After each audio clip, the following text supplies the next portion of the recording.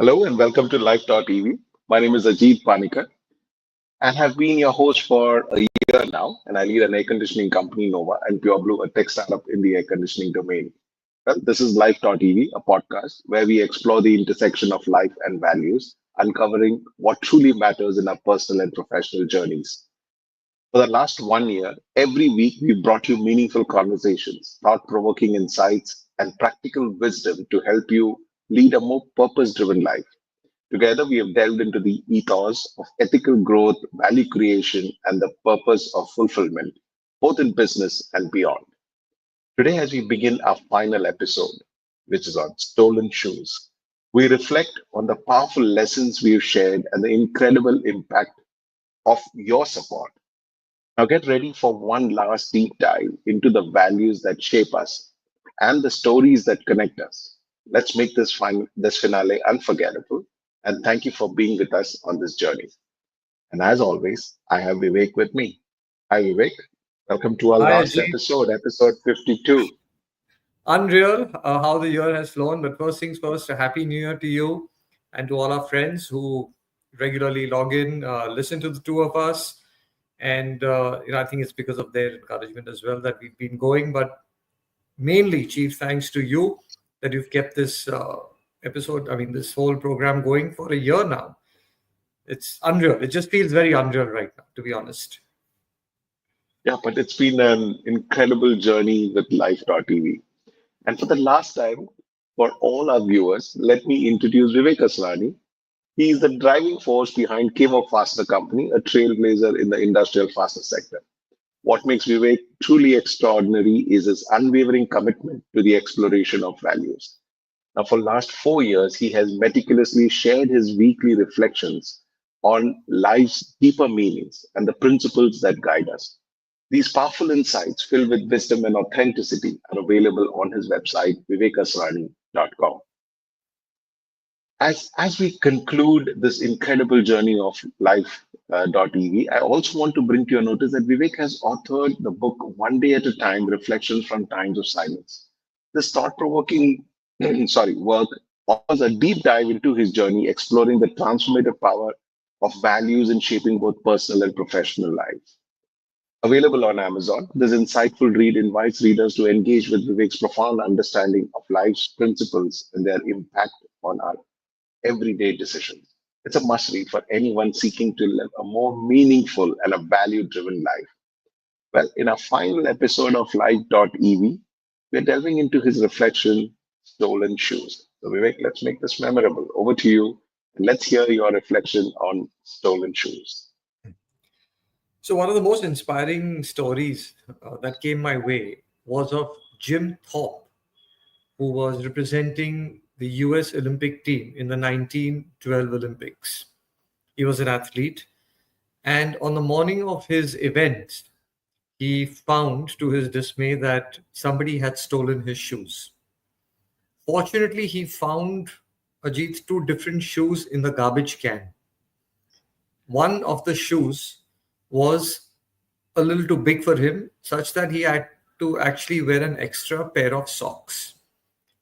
That day, Jim Thorpe went on to win two gold medals. And I just thought that not only was the story extremely inspiring, but there were a lot of learnings in it for many of us. One is, we too will find in life our shoes are stolen. It could be our health, finances, relationships, some support that we were banking on, somebody plays foul with us, and something that was very much in place and highly predictable suddenly disappears. It happens to us, right? And we've all been through several such situations. I think Jim Thorpe's story brought a few things to my conscious awareness. One was that when the goal is large enough, we tend to find a way to keep moving forward. And that spirit and attitude in us, I think, is exceedingly important because we never know when, that beautiful book, Who Moved My Cheese? We never know when our cheese is going to be moved. But we have to constantly have the attitude of moving forward no matter what the odds stacked against us. And also, Ajit, from personal experience, and I'm sure all of us share that, is that when we freeze under pressure and we just, our mind just kind of shuts down and we don't, and we stop moving, is when things really get from bad to worse. But when we continue moving, even if in the wrong direction, is better, because finally we'll be pushed, into doing the right things and finding the right path. The second thing was that challenges make us creative and adaptable. Uh, in the face of a challenge, it's exceedingly critical for us to find an out of the box solution. It is a challenge because the normal has shifted for us. So for Jim Thorpe, the shoes were stolen. Now we're talking about 1912. It's not the days of just walking out, going to the next store, or getting onto your phone, clicking on the app, and in 30 minutes, a pair of shoes magically appears. So he had to find a creative solution, and he actually went to a garbage can and found two different shoes. So the spirit of innovation and creativity is not just to create something big, new, and different, but it's also a self preservation mechanism that each one of us needs to develop. And when we live with that uh, attitude, we stop making excuses and we start looking for solutions. The third was that if you really reflect on the story, he was running now with two different pairs of shoes, not his shoes, one larger than his size, two pairs of socks, and all of that. And he still wins two gold medals. So it wasn't the shoes that were making him win, it was his preparedness. And I think that is something which we know, but we very often forget the value of preparedness. There's a beautiful line which says that well prepared is half done. So, our ability, when we invest in that, it is greater than a small breakdown in the support system that we are banking on. So, yes, somebody may steal our shoes, but my ability and willingness to run is so strong because my preparedness is so strong that even if, whether it be financial setback, whether it be my health, whether it be some relationship, whether it be some support I was looking for, which I was expecting will come my way, and it doesn't matter because I have been preparing and running all my life for this race, right? So the value of preparedness, I think, was something that struck me from a completely different angle, Ajit. Different people are walking in different shoes, and only they know what they're going through. And from the outside, it's very difficult to know. It is only when we walk a mile in somebody else's shoes that we truly realize, what their life looks like. So this, gives us two things. One is a deep sense of compassion for somebody else. That everyone is walking in their pair of shoes, but they're struggling with certain things in their life.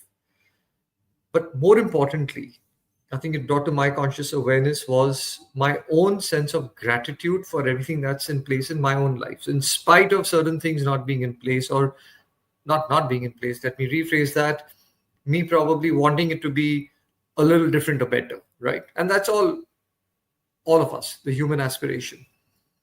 But when you reflect on the fact that different people are walking in different shoes, it builds a lot of compassion and gratitude. And finally, this story, when I read about stolen shoes, brought back a memory from school. And in fact, it was a memory, Ajit, of, I think I was in the third or fourth standard, if I remember right. And Air India building, in those days there used to be a Air India hoarding, and I still remember reading it on that hoarding, right? It must have been like now almost 45, 50 years ago, which said that I cried because I had no shoes till I saw someone who had no feet. And again, just the deep sense of no matter what, how fortunate we are, whatever else may be happening in our life, no matter that. That again, the deep sense of gratitude. Uh, and that's so I think it's great that you've started the new year on this note, and you picked this last episode to be one of inspiration, hope, resilience, and deep sense of compassion and thanksgiving and gratitude. Awesome. It's a very inspiring story, but also the story highlights the importance of purpose. Now, how do you stay connected to larger goals, especially during moments of adversity? I'm sure he's looking at winning the medal, he's looking forward, and then suddenly in the morning, I mean, that's a perfect situation it's the worst adversity that you can have, right? And we all come through these situations when we're looking for the perfect moment, things go wrong. And the big question is, how do I stay connected with the larger goals? What are your thoughts on that? So let me start answering that, Ajit, with a lovely analogy that I had heard, that, as you rightly said, things in life will go wrong. We will fall. We don't have a choice.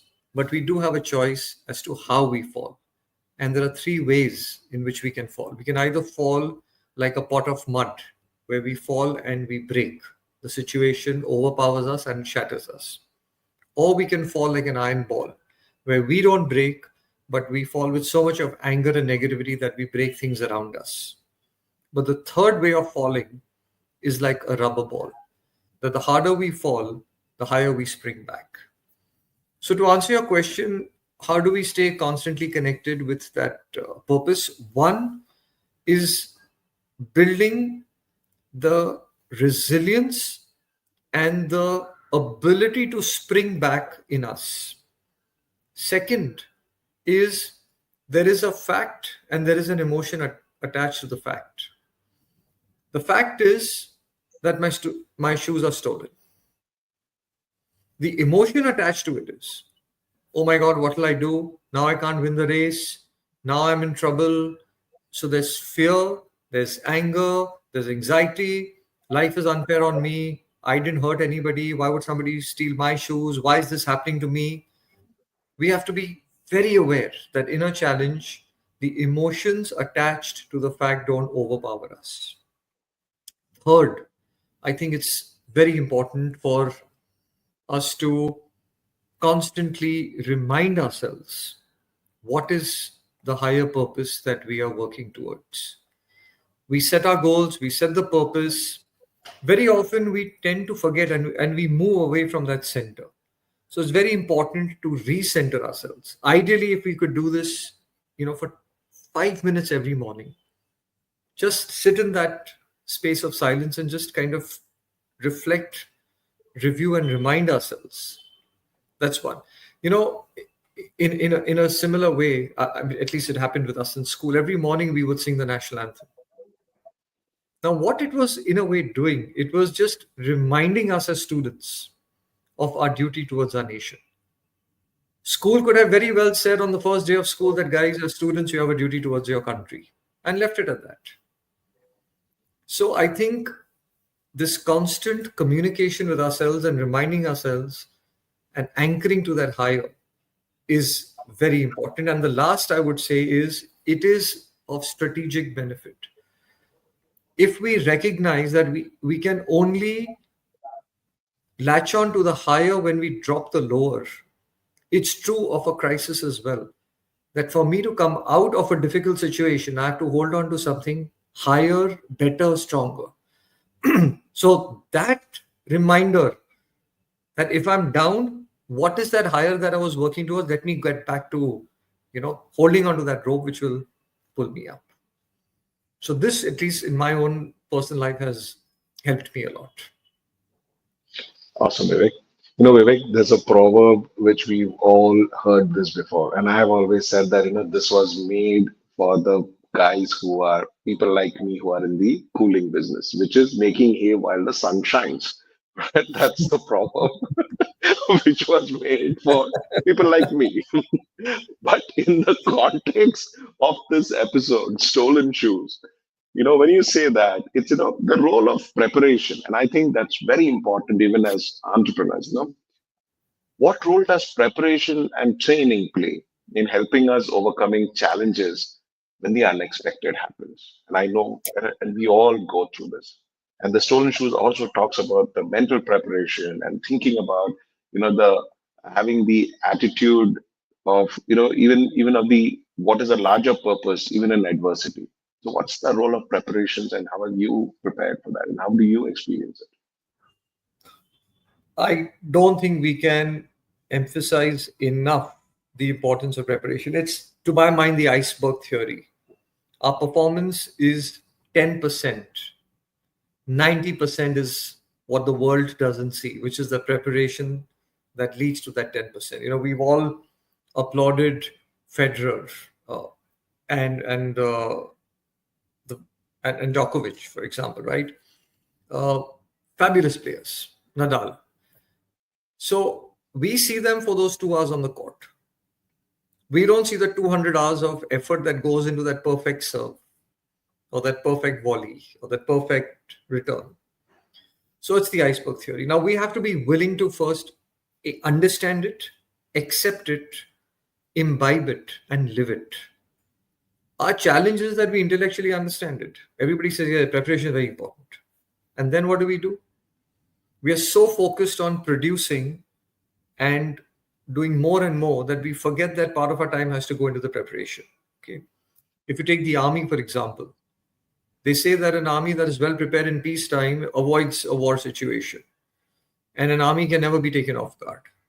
The other example that comes to mind, Ajit, is very recently, and as a keen chess player, for me it was like very exciting to see Gukesh and Ding play the World Chess Championship, and it is exactly the question you asked. They have prepared thousands of hours for that one move which the opponent will play, which could be an unexpected move. And then, like, okay, now what do? I have to go back deep into my preparation, that what is the right way over here. So, our willingness and ability to invest in our preparation forms the foundation for the future fruits that we are seeking. If we think that we're going to succeed without the bedrock and the foundation of preparation, we may wing it a few times. We may be successful. It's not that we can't.